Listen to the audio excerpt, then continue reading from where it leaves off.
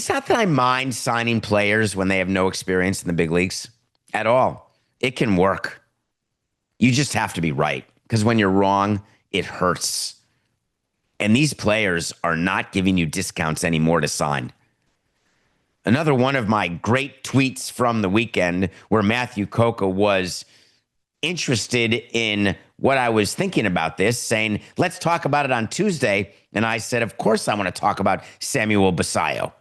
Of course I want to talk about the fact that Mike Elias, the general manager, president of baseball ops for the Baltimore Orioles, who was there before the current owner took over, inherited by David Rubenstein, has not one time since 2018, not once, given out a long-term extension.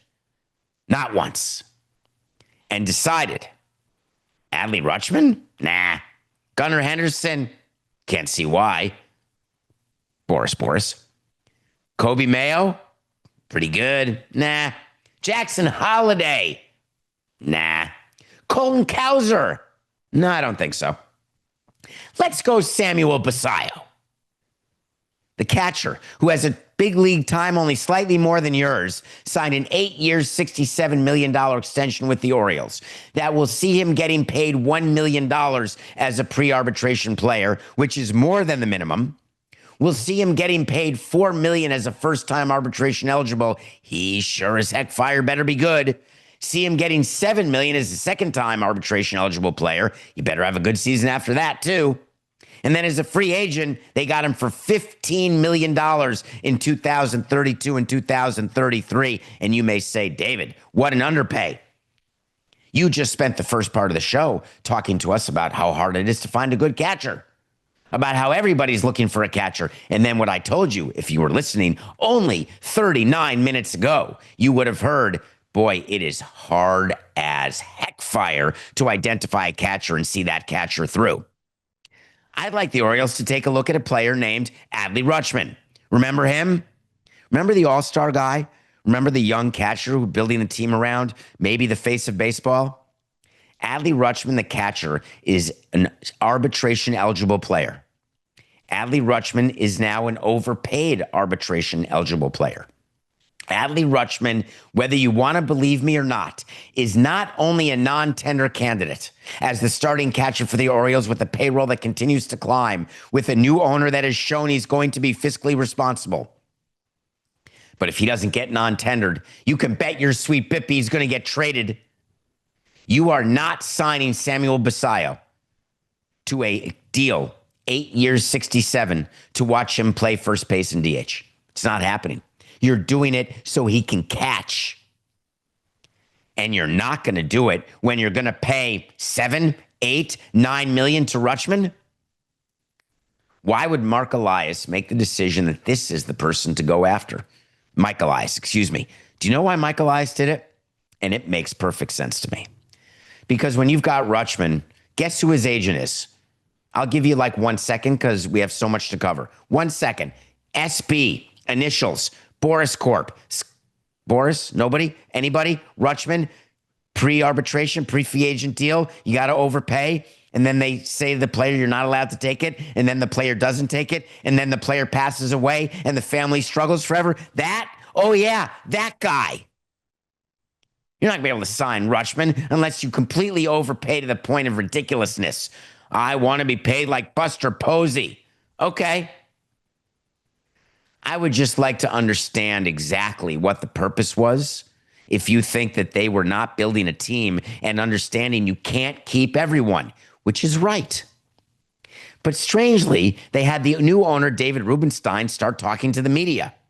And he said, the Orioles ownership group is fairly well capitalized, and we have the resources to do these kinds of deals. Stop you right there, Coco. We're going to get back to the rest of the quote, but I want to make sure people understand what's going on here. You don't need special resources to do these types of deals. You have a payroll. When you've got a young player in at $1 million instead of $760,000, that's $240,000 that you have allocated to that player.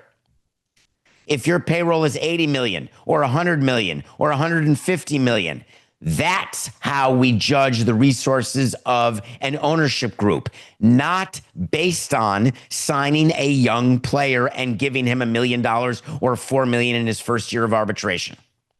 Because all you do if you get it wrong, if you're not well capitalized, is you lower your active payroll by the amount you're paying to the crappy player, and then you're right back where you started from, Maxine Nightingale, except you have a worse team.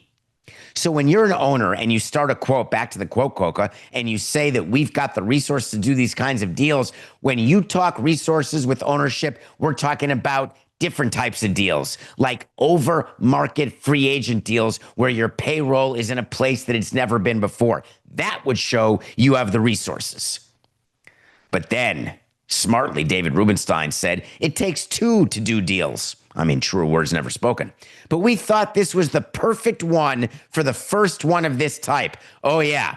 The other guys they have, that great young core, which is really good. They're having an off year, but they're playing much better now, by the way. None of them, this is the guy. Okay, we'll take your word for it. The best players the Orioles have had over the years historically have been homegrown. Jim Palmer, Brooks Robinson, Cal Ripken, oy vey. I mean, these are lifetime Orioles. Is that the pressure you're putting on Samuel Basallo right now, that he's going to be a lifetime Oriole? I'd like to do a wait to see because I don't have a contract that long, neither does Coca. But if I could, I would. And I would tell you, I'll give you a wait to see. Samuel Basallo is not going to retire an Oriole after a 20-year career. But that's not an official wait to see. So don't put it in the document at David P. Samson. I don't know, Coca. I'm trying to stay totally calm about this. And it's not that I'm not calm. It's just that I don't like when owners or GMs try to pull one over your eyes. Because they both are. I mean, think about Elias's quote. He's going to be such a big part of our team. Look, these aren't easy deals to line up. We work very hard at this. And anytime we think there's an opportunity to line up and have it make sense for both parties, it's something that we discuss and explore. That's what we all do in all of our jobs every day. That's not even noteworthy. It's never easy to push deals across the finish line in this business, so we celebrate when that's the case. Dude, are you telling me that under Angelos and now under Rubenstein that you've not had the ability to push a young player deal over the finish line since 2018? Does that mean this is the first one that it's not an overpay, where you think you're getting a discount? Are you sure? Because I would like to have read that part of the quote.